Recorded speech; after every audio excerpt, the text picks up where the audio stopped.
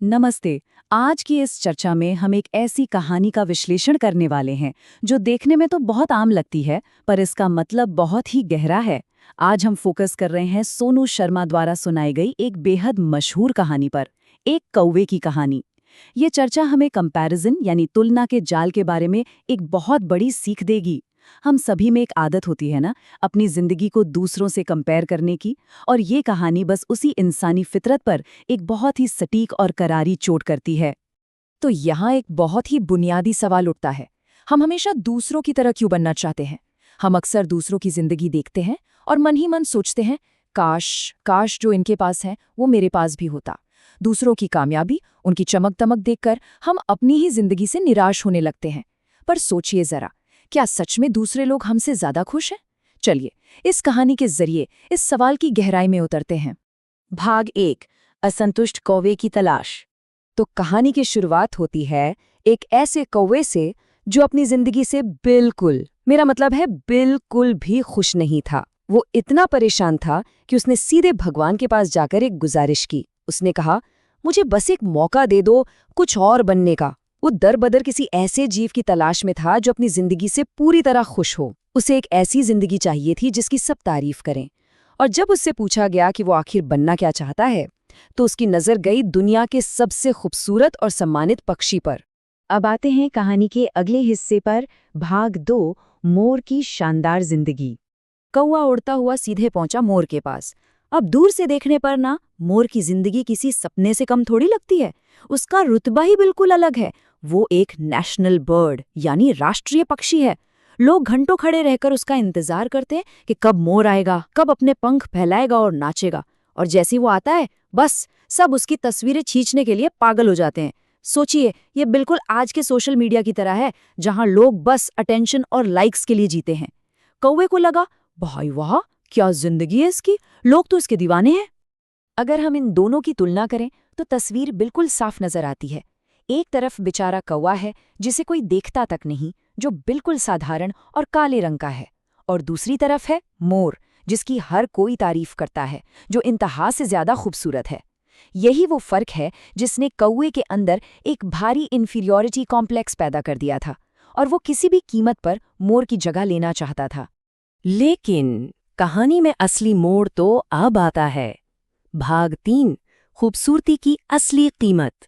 क्या सब कुछ वाकई वैसा ही होता है जैसा बाहर से दिखता है? यहाँ मोर उस ग्लैमर के पीछे की एक ऐसी खौफनाक सच्चाई बताता है जिसके बारे में कौवे ने कभी सपने में भी नहीं सोचा था।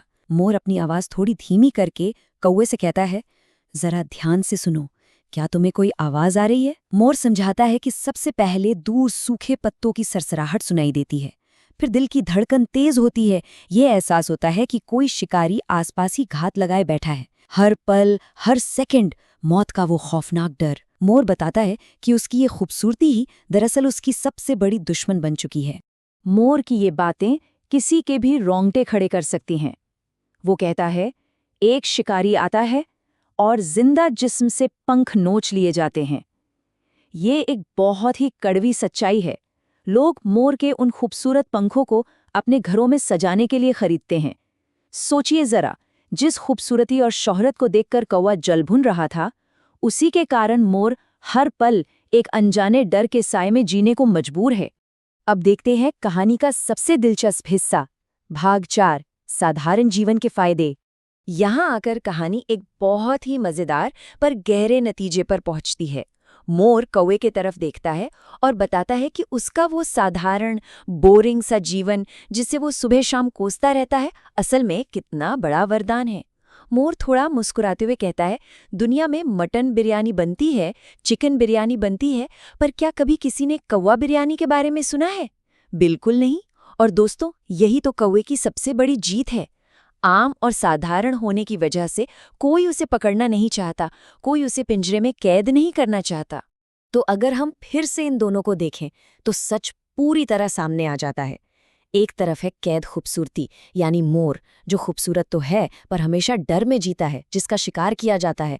और दूसरी तरफ है साधारण आज़ादी यानी कौवा, भले ही उसे कोई भाव ना दे, उसके साथ सेल्फी ना ले, लेकिन वो पूरी तरह से सुरक्षित और आज़ाद है।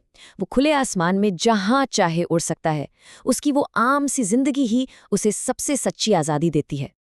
और ये बात हमें इस विश्लेषण के सबसे अहम हिस्से तक ले आती है। भाग 5, खुद को स्वीकार करें। इस सारी चर्चा से आखिर हम क्या सीखते हैं? देखिए, बात सिर्फ एक कौवे और मोर की नहीं हो रही। ये हमारे इंसानी स्वभाव को समझने का एक बहुत बड़ा सबक है। 3 खास बातें हमें हमेशा याद रखनी चाहिए। पहली, तुलना या कंपैरिजन हमेशा दुख ही लेकर आता है। दूसरी, जो चमक-धमक हमें दूसरों की जिंदगी में दिखती है ना, उसके पीछे अक्सर ऐसी परेशानियां होती हैं जो हम देख नहीं पाते। और तीसरी, सबसे जरूरी बात, प्रकृति ने हम में से हर एक को बिल्कुल अनोखा बनाया है। जैसा कि कहानी में भी कहा गया है, हमारे जैसा इंसान इस दुनिया में दूसरा है ही नहीं। हम अपने आप में अनमोल हैं। तो आखिर में इस चर्चा को हम एक सवाल के साथ छोड़ते हैं। क्या हम कभी किसी और की चमक के पीछे छिपे अंधेरे को देख पाते हैं?